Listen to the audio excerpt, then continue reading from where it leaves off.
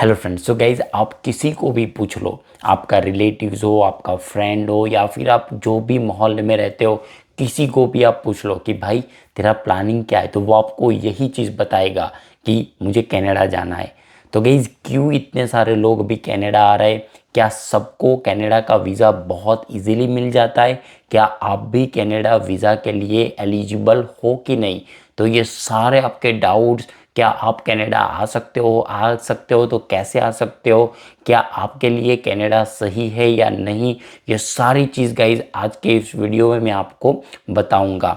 तो इस वीडियो में गाइज मैं 3 टॉपिक आपको डिटेल में समझाऊंगा। उसमें सबसे पहला टॉपिक है कि कनाडा कैसे आ सकते हो आप। दूसरा टॉपिक है कनाडा किसको आना चाहिए, मीन्स क्या कनाडा आपके लिए सही रहेगा कि नहीं रहेगा, या फिर आप यहाँ पे आके पछताएंगे। तो तीसरा टॉपिक भी उसी के रिगार्डिंग है कि कौन कनाडा आकर पछताते हैं। तो गाइज, ऐसा ना हो कि आपका फ्रेंड जा रहा है, आपका रिलेटिव जा रहा है, तो उन सबको देख के गाइज आप कनाडा तो आ गए, बट यहाँ के आके आपको पता चलता है कि भाई कनाडा मेरे लिए अच्छा नहीं है। तो ये सारे टॉपिक्स गाइज मैं आज के इस वीडियो में कवर करूँगा।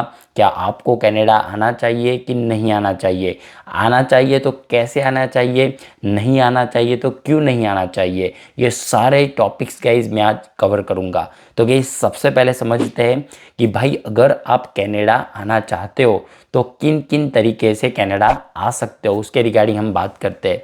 तो गाइज समझ लो, पहले तो कि अगर आप एज अ विजिटर वीज़ा आप कनाडा आ सकते हो, ये सबसे इजी तरीका है। मीन्स अगर आपको सिर्फ कनाडा देखना है कि कनाडा कैसा है, घूमना फिरना है, तो आप कनाडा का एक विजिटर वीज़ा लेकर कनाडा आ सकते हो। बट फ्रेंड्स, उसमें होता क्या है कि आप एज अ विजिटर वीज़ा आते हो तो आप 6 मंथ से ज़्यादा कनाडा में एट अ टाइम नहीं रह सकते। मीन्स आपको 10 साल का वीज़ा तो मिल जाता है, बट आपको 6 मंथ के लिए ही आप कनाडा रह सकते हो। उसके बाद आपको वापस अपने कंट्री पे जाना पड़ेगा और उसके बाद वापस आप आ सकते हो, बट ये बहुत ही कॉस्टली हो जाता है, राइट। और अगर आपकी यंग एज है तो आपको गाइज ये विजिटर वीज़ा मिलना थोड़ा बहुत टफ हो जाता है।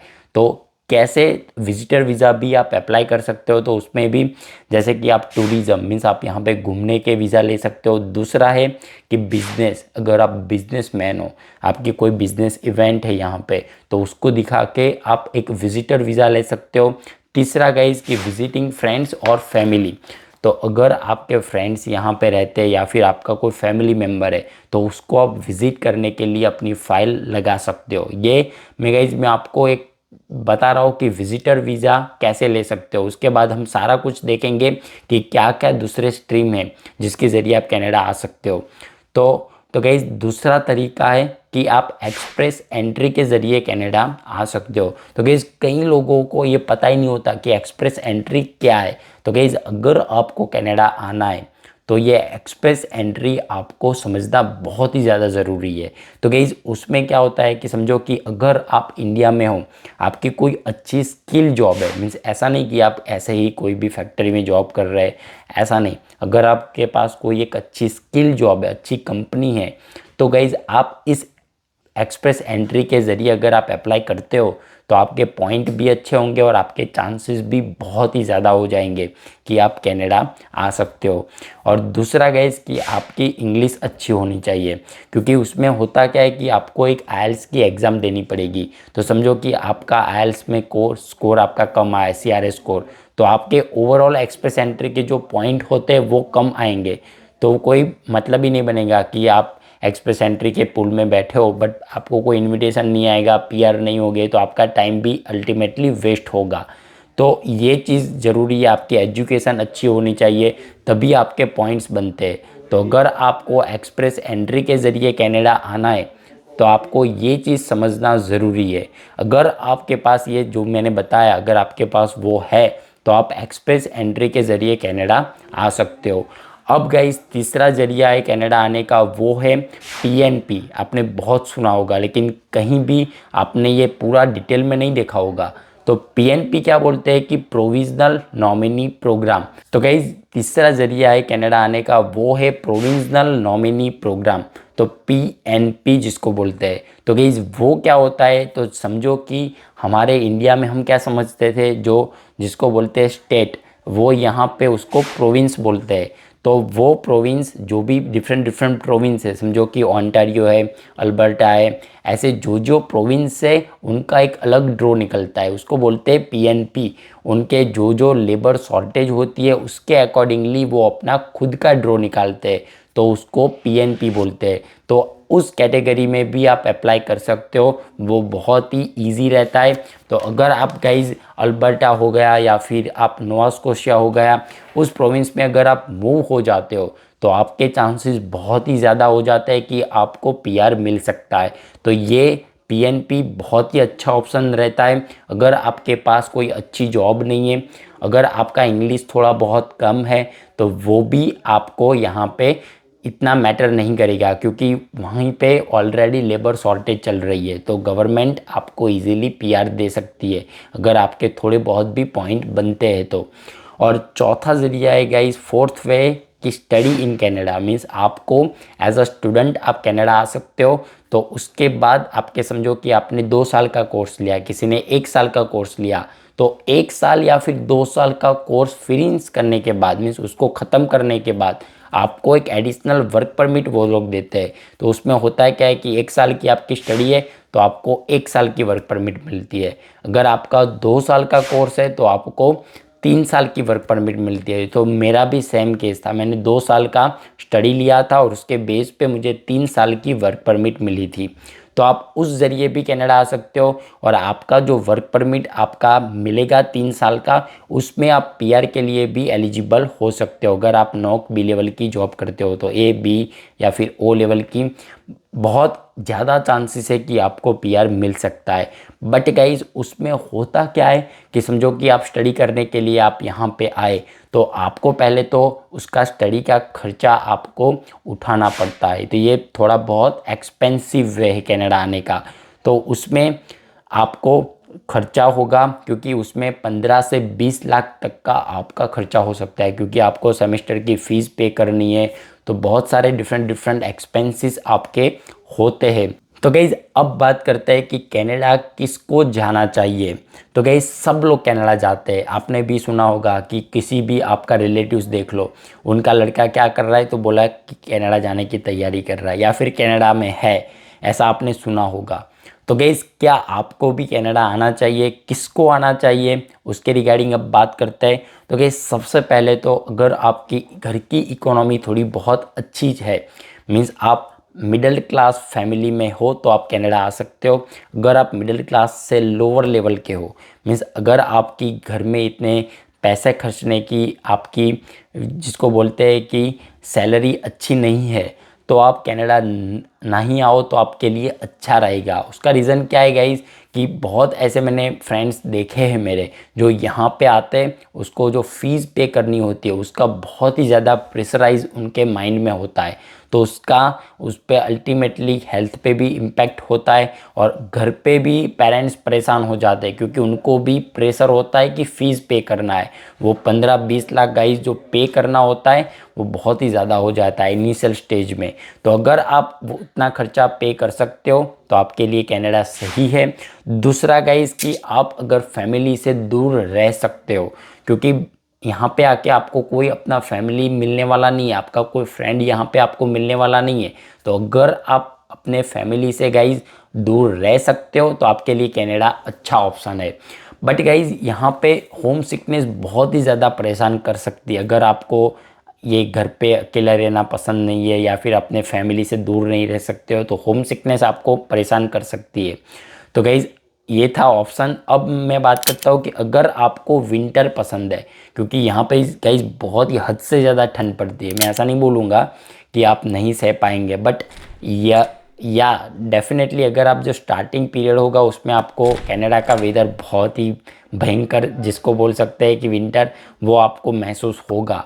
तो अगर आपको बढ़िया इनकम सेट करना है, मीन्स अगर आप कैरियर के प्रोस्पेक्टिव से देख रहे हो कि कनाडा जाना है कि नहीं, तो आपको डेफिनेटली आना चाहिए। बट ऐसा नहीं कि आपको यहाँ पे बहुत ही अच्छा मौसम होगा, आप एवरीडे घूमने जाएंगे, ऐसा सोच कर कनाडा आ रहे हो तो मत आना।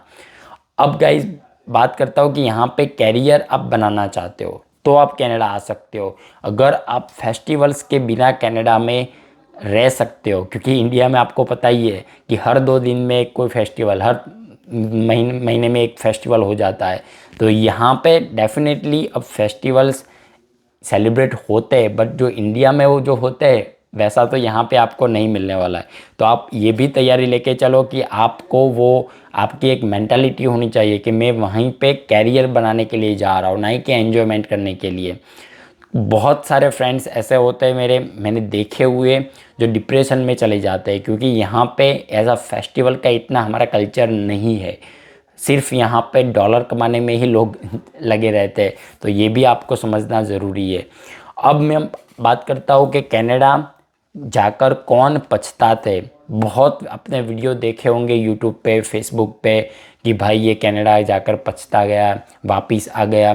तो ये क्यों वापिस आते हैं? आपको भी क्या कनाडा आकर आप पछताएंगे कि नहीं? तो कैसे लोग पछताते उसके टॉपिक पे गाइज अब मैं आपको बताता हूँ। तो गाइज सबसे पहले कि आपको गाइज यहाँ पे जो विंटर का मैंने बताया, अगर वो आप एडॉप्ट कर सकते हो तो आपको थोड़ी बहुत कम प्रॉब्लम होगी, आप इंडिया जाने का नहीं सोचेंगे।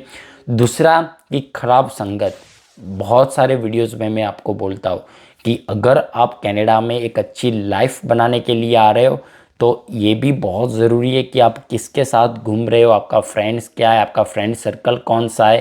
क्योंकि यहाँ पे होता क्या है गाइज कि कनाडा में पैसे तो है, अल्टीमेटली आपका कैरियर भी बनेगा, सब कुछ है, बट यहाँ पे जिसको बोलते हैं कि नशा की छूट है, मीन्स आप ड्रग्स ले सकते हो, दारू पी सकते हो। ये जो खराब संगत अगर आपको लग गई तो मैं डेफिनेटली बोलता हूँ गाइस कि आप थोड़े ही साल में बर्बाद हो जाएंगे और आपको इंडिया वापस जाना पड़ेगा। ये मैंने देखे हुए किस्से गाइस कि कोई मेरा फ्रेंड था, वो गाइज यहाँ पे ओंटारियो की ही बात कर रहा हूँ, टोरंटो में ही मुझे सिक्योरिटी गार्ड की जॉब में वो मिला था। तो उसने पूरी स्टोरी मुझे बताई थी कि उसका कैसे 2 साल बर्बाद हो गया, फिर वापस इंडिया गया, फिर वापस वो ठीक होके फिर वापस आया। तो ऐसे अगर आपकी ख़राब संगत लग गई तो आपकी भी लाइफ यहाँ पे आके बर्बाद हो सकती है और आप इंडिया वापस जाना पड़ सकता है। तो मैं आप सभी को गाइज, जितने भी मेरे सब्सक्राइबर्स है, सभी को यही सजेस्ट करता हूँ कि जो भी आप कनाडा आते हो उसी दिन से आप एक दिमाग में लेके चलो कि मुझे एक अच्छे फ्रेंड्स के साथ ही घूमना है, अच्छी लाइफ बनाना है, तो आपको ये वापस जाने की दिक्कत नहीं आएगी। अब गाइस तीसरा चीज़ कि कौन कनाडा आकर पछताते हैं, तो उसमें कि जिसको मेहनत करना पसंद नहीं है, क्योंकि हार्ड वर्क से जो भागता है बंदा वो यहाँ पे नहीं सेट होगा। उसका रीज़न क्या है कि स्टार्टिंग बेस पे आपको एक अच्छी जॉब तो नहीं मिलने वाली है। आप किसी, जैसे कि आप गुजरात से हो, आप पंजाब से हो, आप कोई स्टेट भी चेंज करते हो गाइज, यूपी वाले जो गुजरात में आते हैं तो उनको भी दिक्कत होती है। ये तो स्टेट की बात कर रहा हूँ, तो हम तो पूरा कंट्री चेंज करके आ रहे हैं, तो आपको डेफिनेटली थोड़ी बहुत दिक्कत आएगी। अगर आपको ऐसा सोच के आ रहे हो कि मुझे तो पहले दिन से ही मैं तो ऑफिस में वाइट कॉलर जॉब करूँगा, तो ऐसा नहीं होने वाला है। तो इसकी तैयारी आप करके आओ कनाडा, क्योंकि बहुत सारे लोग इसी रीज़न से कनाडा से वापस चले जाते हैं, क्योंकि यहाँ पे आके देखते हैं कि भाई मैं तो बहुत ही अच्छी बैंक में जॉब कर रहा था और यहाँ पे आके मैं होटल में बर्तन मांज रहा हूँ, मेरे से ये नहीं होगा, और वो सोच के वापस चले जाते हैं। बट गाइस ये कुछ ही टाइम पीरियड होता है, उसके बाद आप भी सेम जो इंडिया में जॉब कर रहे थे वो ही आपको यहाँ पे, उससे भी अच्छी आपको यहाँ पे मिल जाएगी, आपकी सैलरी भी बहुत ही अच्छी होगी। बट ये समझना ज़रूरी है कि इनिशियल बेस पे आपको सारे काम करना पड़ेगा, मेहनत करना पड़ेगा। अगर आप मेहनत से भाग जाएंगे तो कनाडा आप नहीं रह सकते। तो ये चीज़ था। चौथा चीज़ की ईटिंग मीन्स सब कुछ गाइज आपको, मीन्स जिसको बोलते हैं कि रेडीमेड खाना, सब कुछ रेडीमेड खाना अगर आपको इंडिया में मिल जाता था वैसा सीन यहाँ पे नहीं होगा। यहाँ पे आपको खुद से खाना बनाना पड़ेगा। नो डाउट कि आप शादी करके आ रहे हो तो आपकी वाइफ बना के देगी, बट उसमें भी गाइज वो भी जॉब करेगी, आप भी जॉब करेंगे, तो वो भी थक के आएगी, तो आपको भी उनको हेल्प करना पड़ेगा।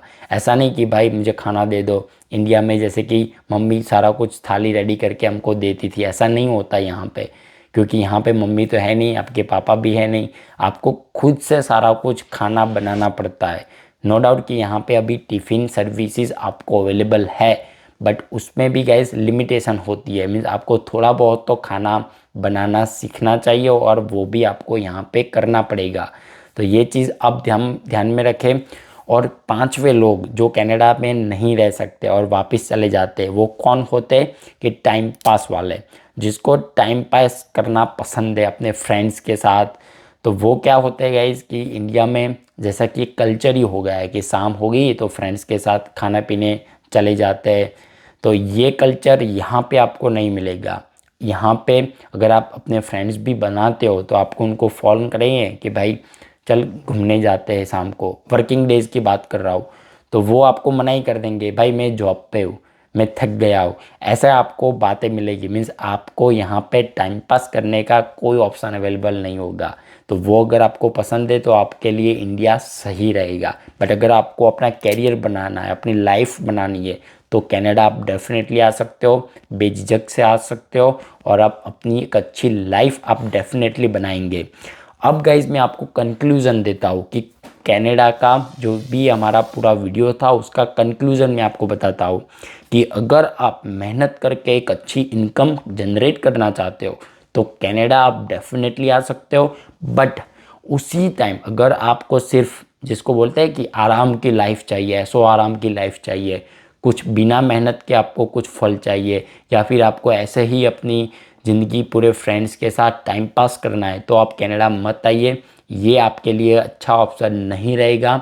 आप डेफिनेटली वापस चले जाएंगे और आपका जो आपके पेरेंट्स ने जो मेहनत करके जो पैसा इकट्ठा किया हुआ है वो भी आप बर्बाद करेंगे। तो अगर आप मेहनत करना पसंद करते हो, अपनी लाइफ बनाना चाहते हो, तो कनाडा डेफिनेटली आइएगा। किसी की भी बात में आप ट्रस्ट मत कीजिएगा। आपका फ्रेंड क्या बोल रहा है, आपका रिलेटिव्स क्या बोल रहा है कि कनाडा में कोई अच्छा नहीं है, जॉब नहीं है, ये नहीं है, वो नहीं है, ये सारा कुछ गाइस फ्रॉड है। मीन्स ये आपको गलत इन्फॉर्मेशन वो लोग दे रहे हैं। बट अगर आप मेहनत करते हो, अच्छा कमाना चाहते हो, तो कनाडा डेफिनेटली आप आ सकते हो। तो गाइस अगर आपको कनाडा आने का अपने दिमाग में है, आप प्लानिंग करने वाले हो, कोई भी बात आपको पूछनी है तो आप मुझे वीडियो के डिस्क्रिप्शन में नीचे आप कमेंट ज़रूर कर सकते हो। इंस्टाग्राम पे गाइस बहुत लोगों ने अब तक फॉलो नहीं किया हुआ है, तो आप इंस्टाग्राम पे भी गाइज मुझे फॉलो कर सकते हो। हम 1 to 1 बात करेंगे। और अगर आपने चैनल अब तक सब्सक्राइब नहीं किया है तो ज़रूर कर देना। अगर आप अपनी लाइफ बनाना चाहते हो, अगर आप कनाडा आना चाहते हो, कोई भी कैरियर रिगार्डिंग टिप्स आप चाहते हो, तो चैनल सब्सक्राइब ज़रूर कर देना। अगर गाइज आप ज्वाइन होना चाहते हो, अब गाइज हमारी चैनल पे एक ऑप्शन आ गया है कि आप मेंबर बन सकते हो। तो अगर आप मेंबर बनते हो तो गाइज़ मैं डेफिनेटली आपको कॉल पे भी हेल्प करूँगा, चैट भी कर सकते हो। तो आपको जो सब्सक्राइब का बटन है उसके पास आपको ज्वाइन का ऑप्शन दिखेगा, वो आप कर सकते हो। तो thank you for watching this video guys, bye bye. मिलेंगे कुछ अमेजिंग वीडियो के साथ, तब तक के लिए बाय बाय।